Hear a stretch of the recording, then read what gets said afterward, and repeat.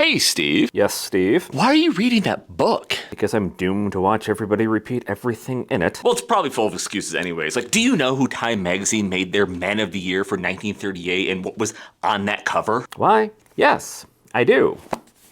But do you? Because it wasn't the man's face that you're thinking of.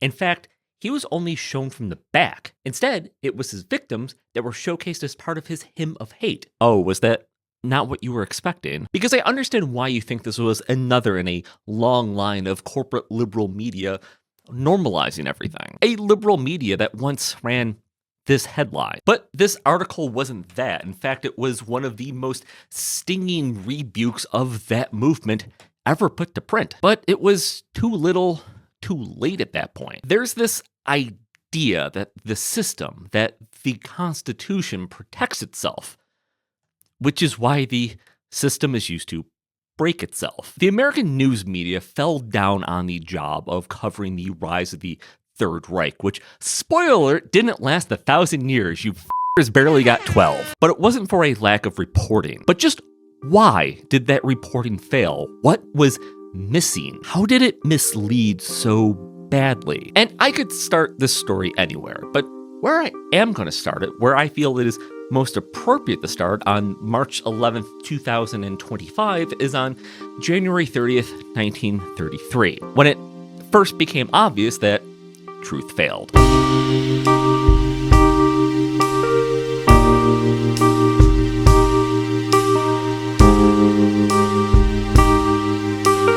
From the day that the Nazis were handed power, it was an astonishingly quick 53 days before they had complete control of Germany. It was so quick that it took years before anybody really noticed, partly because most everyone was sort of indifferent to what was happening. But we'll get there. On January 31st, 1933, the New York Times ran that headline. It wasn't on the front page as historian Timothy Ryback has insinuated, but the thought was there. This was part of the idea that the party that had gained the largest share of votes could be boxed in, could be contained, that Hitler could be forced to work within a system. To quote historian Richard Evans, 30 January marked the beginning of the Nazi seizure of power. He had achieved office without formally destroying the Constitution and with the support of the conservative establishment and the army. A month after that headline, this was the headline of the New York Times. 2 weeks later, on March 24th, 1933, this was the headline. It hadn't been 2 months. It was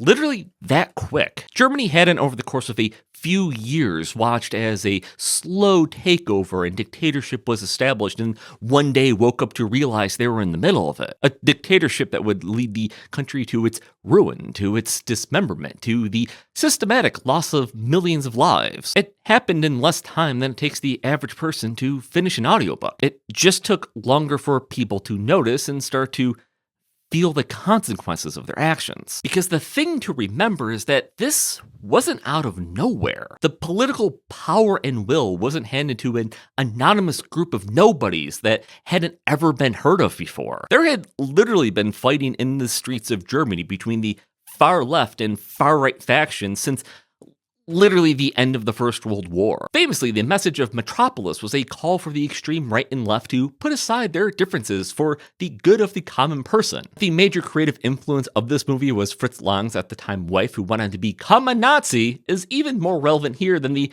joke these asides usually are. While Lang would claim he intended this movie to be anti-Nazi, the Nazis would see the message being that they were who people needed to set their differences aside to support. Papers not the New York Times were even more charitable to Hitler, even at the beginning stage. United News affiliates openly talked about the dapper little corporal who hit back against the socialists. Literally, when reviewing clippings of this time period, it felt like every other one was describing Hitler in a dapper, glowing fashion. The reporting on Hitler's suppression of the communists was gleefully reported, in fact. And this gets to an interesting point. One of the reasons that people became so indifferent to the Nazis so quickly was that they saw them as an appropriate reaction against the communists. The Nazis weren't the party of law and order. In fact, they consistently found themselves banned by the establishment and put on trial for inciting murder and political violence. But the revolution being offered by the communists was seen as more dangerous than the reaction being offered by the Nazis. And this is where I get to one of my favorite turns of phrases. The road to Auschwitz was built by hate, but paved with indifference. As related by historian Gary Klein, despite these infringements on individual rights, many Germans welcome and continue to support Nazi rule enthusiastically. Hitler had quickly brought stability and order to a nation that had been plagued by civil unrest and disillusioned by impotent leadership, instilling a spirit of national pride and renewal that many had felt was missing in Weimar politics. In short, Hitler's ascension to power symbolized that Germany was back, and therein lies the tragedy of this period. Hitler did not have to resort to unpopular means to secure dictatorship. And when the Germans themselves were being welcoming of the Nazis, it leads to more detached reporting. This then combines with a news media outside of the main paper of record in the United States, where I don't feel it would be slanderous to say that they were indifferent to Hitler coming to power, and things start to appear pretty sympathetic. Because one of the key pavers of indifference is the media that lays the bricks.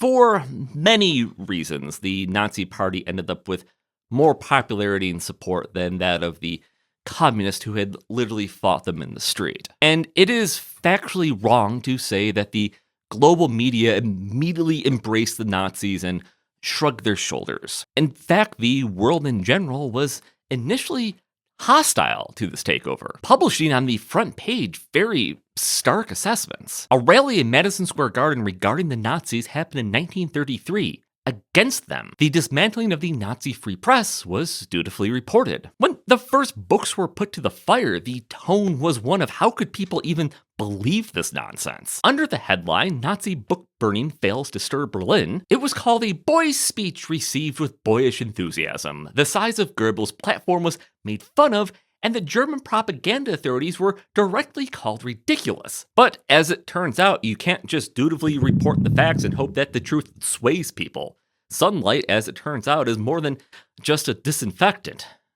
Sometimes it causes skin cancer. Because other news media was carrying reports unironically about Germany hitting back against Jewish atrocity propaganda. For what it's worth, literally about an hour outside of that city, my hometown, there were also headlines denouncing this. But you can guess why they were ignored. You see, it wasn't that the rise of the Nazis wasn't covered in the United States. It was extensively covered. So what went wrong? How did the average person in the United States not put together and cotton on that with all this coverage, something was happening? Why do people believe so easily that the news media was complicit with the rise of fascism? Historian Gary Klein, once again, explains why. The first 2 months of Hitler's rule were more extensively reported by the mainstream American press than any other 2-month period in the history of the Weimar Republic. New York Times editorial writers consistently reiterated certain general claims to reassure readers that Hitler would not succeed and that Weimar democracy would last.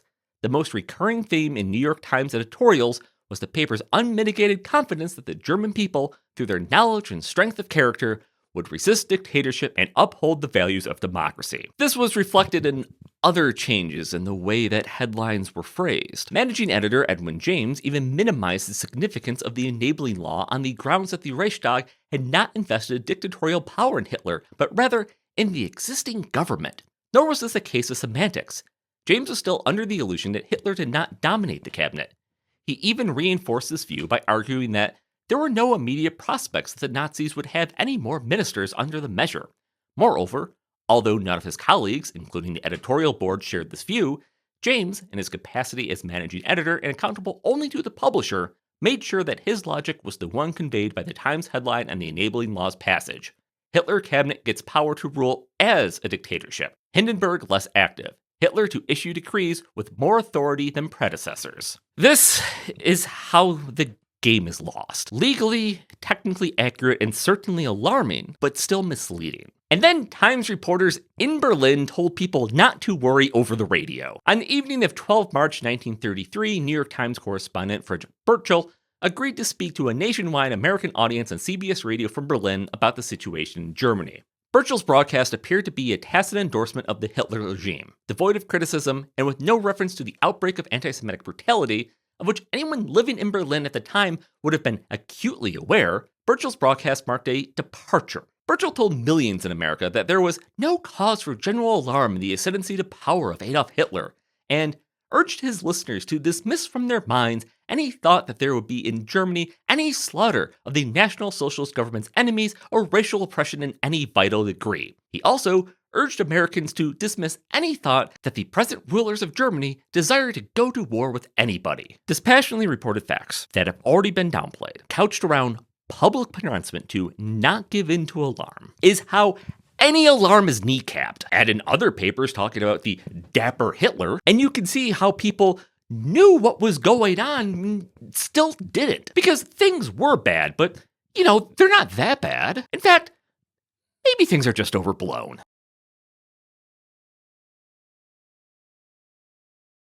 This brings us to the Time Man of the Year article. By this point, it was impossible to ignore the klaxons that were ringing around Europe. The Anschluss had happened at the beginning of the year, and then by the end, the Munich conference had given Czechoslovakia away to Germany. The Time article comes out in the shadow when it's impossible to ignore the horrors that are emanating from Nazi Germany. This is a fairly long read, so I'm going to truncate a lot of it. It's available for free to read online, and I highly encourage you to check it out. We start with the cover page, which was not a picture of Hitler. From the unholy organist, A Hymn of Hate. Bearer of the German people, commander-in-chief of the German army, navy, and air force, chancellor of the Third Reich, Herr Hitler reaped on that day at Munich the harvest of an audacious, defiant, ruthless foreign policy he had pursued for 5.5 years. He had torn the Treaty of Versailles to shreds, he had rearmed Germany to the teeth, or as close to the teeth as he was able, he had stolen Austria before the eyes of a horrified and apparently impotent world. All these events were shocking to nations which had defeated Germany on the battlefield only 20 years before, but nothing so terrified the world as the ruthless,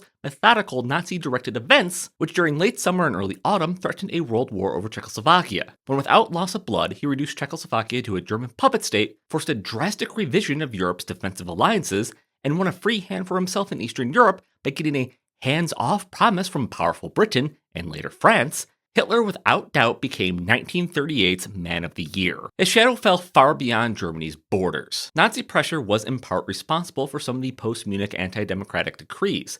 Fascism had intervened openly in Spain, had fostered a revolt in Brazil, was covertly aiding revolutionary movements in Romania, Hungary, Poland, Lithuania. In Finland, a foreign minister had resigned under Nazi pressure. Throughout Eastern Europe after Munich, the trend was towards less freedom, more dictatorship. Fascism has discovered that freedom of press, speech, assembly is a potential danger to its own security.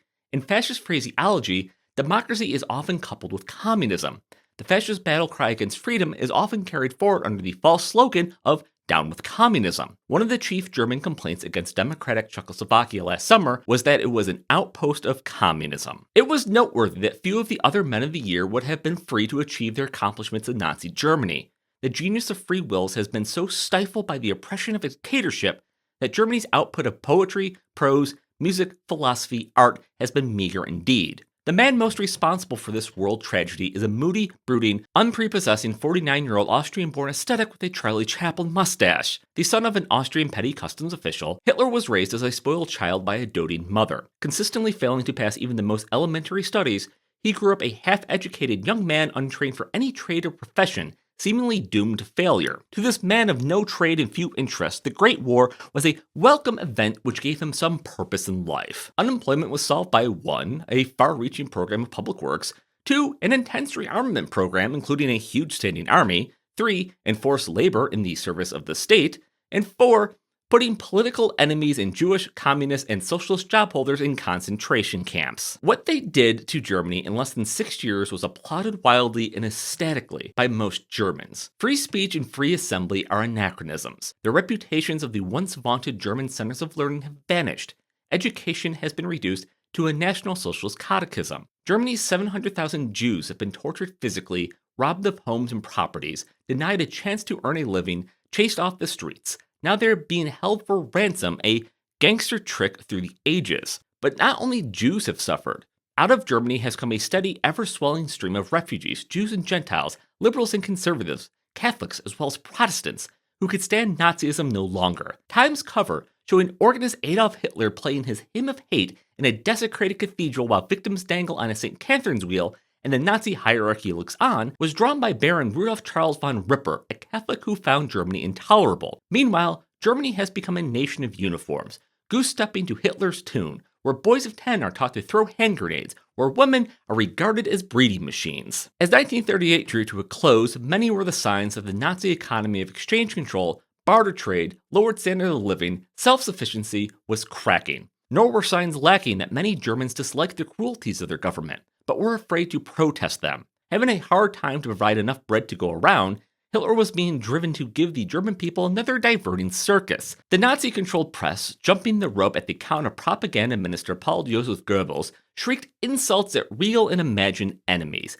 and the pace of the German dictatorship quickened as more and more guns rolled from factories and little more butter was produced. This was in no means a ringing endorsement. It was quite the opposite. It was a stinging rebuke of any and all that led to that man becoming the Man of the Year. And as we've covered, the press did play a role in that, and still does, in fact. One of my favorite podcasts recently did an episode about this. And even this warning wasn't enough, because there were plenty of people who simply didn't want to hear it. You see, the fascist movement had strong legs in the United States and was fairly symbiotic with what was happening in Germany. That previously mentioned rally at Madison Square Garden is not remembered as the rally about Nazism because of the famous one that happened much later. And let's not even talk about the American First Movement or the Ford Motor Company or actually, speaking of the Ford Motor Company, they sponsored a Sunday evening radio talk show. And in 1939, another famous event was happening, the New York World's Fair. And on April 30th, 1939, the Ford Motor Company's program aired a speech inspired by a fair, of which I own a copy of. It was inspired by that day's opening of the fair. It begins, "Mid diplomatic alarms and militaristic excursions now happily receding in importance." Less than 5 months later, Germany invaded Poland.